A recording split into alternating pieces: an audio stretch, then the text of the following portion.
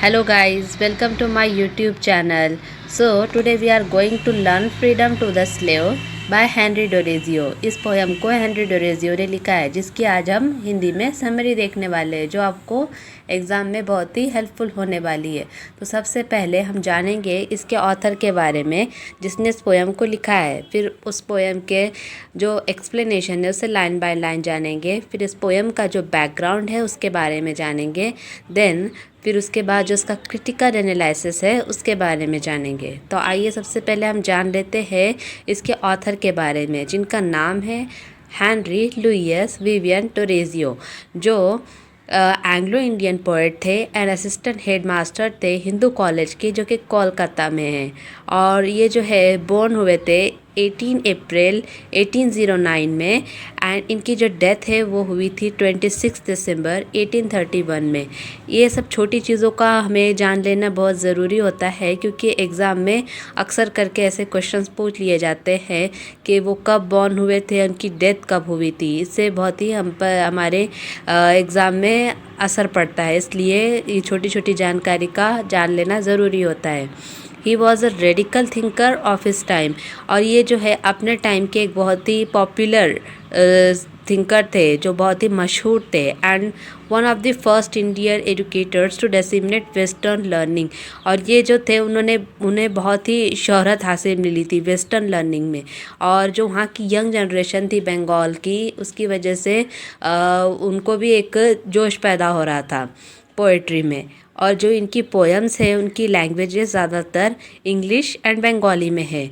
और जो इनके पेरेंट्स हैं वो है फ्रांसिस डोरेजियो, और जो इनका प्लेस ऑफ ब्यूरियल है वो है साउथ पार्क स्ट्रीट, कॉमेट्री, कोलकाता, जहाँ पर इनको दफन किया गया। और जो हेनरी डोरेजियो है वो अपने टाइम के एक बहुत ही पॉपुलर पोएट थे।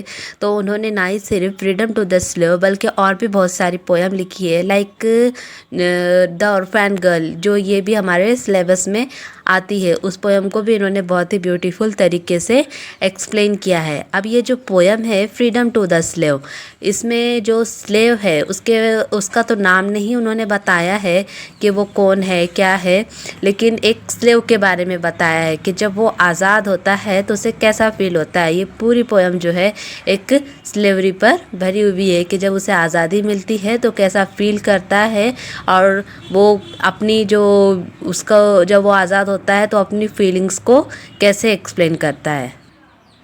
एंड ये जो पोएम है तब लिखी गई है जब इंडिया में इम्पेरियलिज्म का माहौल चल रहा था, और दूसरी जगह इंग्लैंड में एंटी स्लेवरी मूवमेंट चल रहा था। और ये जो मूवमेंट चल रहा था वो लेट 18 सेंचुरी से अर्ली 19 सेंचुरी में था। तो इस मूवमेंट में इन लोगों ने प्रैक्टिस ये थी कि जो स्लेवरी उसको ख़त्म की जाए इंग्लैंड में। तो ये जो पोएम है उसे पोएट ने उसी टाइम में लिखी है, जिसमें वो बता रहे हैं कि जो एक स्लेव है जब वो फ्री हो जाता है तो वो कैसा फील करता है। तो चलिए अब हम इस पोएम की एक्सप्लेनेशन देखते हैं लाइन बाय लाइन कि इसकी समरी क्या होगी। इस पोएम को डिस्कस करते हैं। जैसे कि यह पोएम का टाइटल है the freedom to the slave, उससे ही हमें समझ में आता है कि ये जो पोएम है वो एक स्लेव के बारे में है।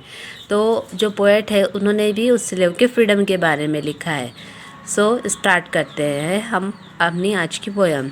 As the slave departs, the man returns capable. How felt he when he first was told a slave he ceased to be?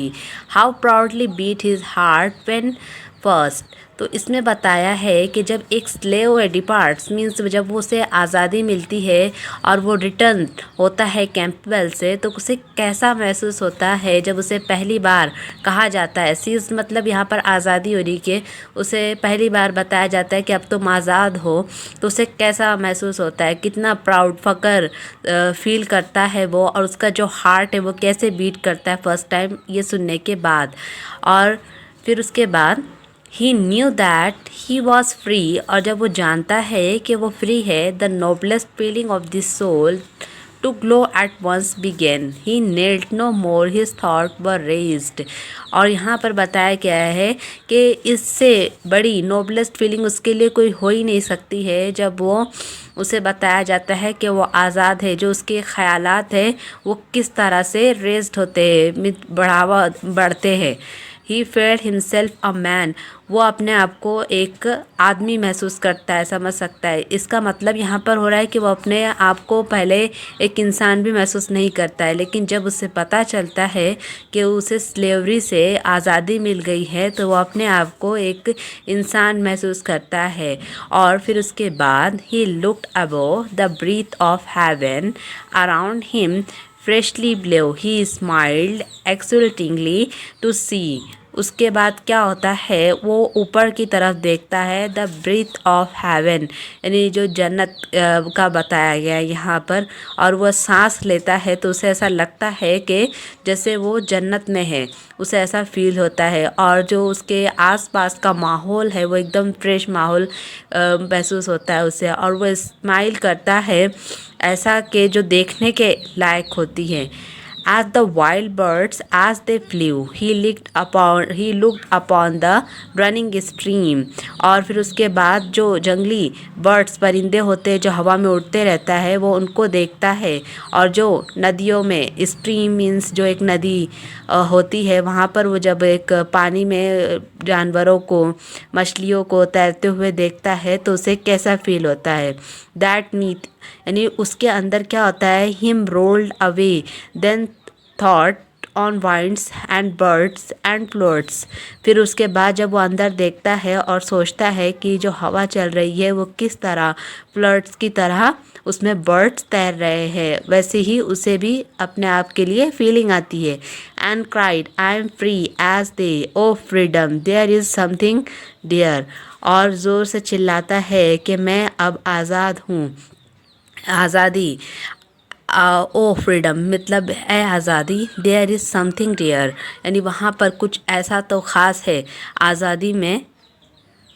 Even in thy very name, the light, the altar of the soul, with everlasting flame, success attain the patriot's world. फिर उसके बाद वो उसे ऐसा महसूस होता है कि जो रोशनी है उसके एक आत्मा की जो एवरलास्टिंग फ्लेम की तरह है, और उसको सक्सेस मिल गई है उस आज़ादी से, और वो अनशीटेड फील कर रहा है उसके लिए. And glory to the breast that bleeds, no body to be free, blessed be the generous hand that breaks the chain a tyrant crave, and feeling for degraded man gives freedom to the slave. और फिर उसके बाद उसे ऐसा feel होता है कि उसे अब आज़ादी मिल गई है. तो यहाँ पर पोएट यही बताना चाहता है कि वो उसके पास वर्ड्स नहीं है, वो बता नहीं पा रहा है कि उसके लिए जो आज़ादी है वो एक हेवन मीन्स जन्नत की तरह है.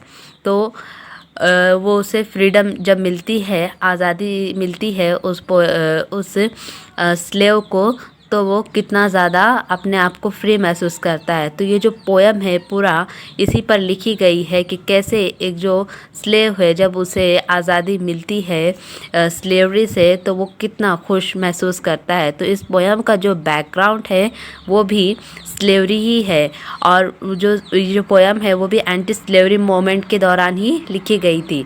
तो इस पोएम में, पूरी पोएम में सिर्फ पोएट ने ये बयान करने की कोशिश की है और यही बताया है कि कैसे जब एक गुलाम को, एक मतलब स्लेव को आज़ादी मिलती है, जब उसे गुलामी से आज़ादी मिलती है तो वो कैसा फील करता है. उसे ऐसा लगता है कि वो दुनिया इसके लिए जन्नत है, अब उस पर कोई भी किसी तरह का ज़ोर नहीं है. सो इस पोएम में यही बताया गया है. सो आई होप गाइस आपको ये वीडियो पसंद आया होगा. अगर पसंद आया तो प्लीज़ लाइक करें, शेयर करें और सब्सक्राइब करें. Thank you.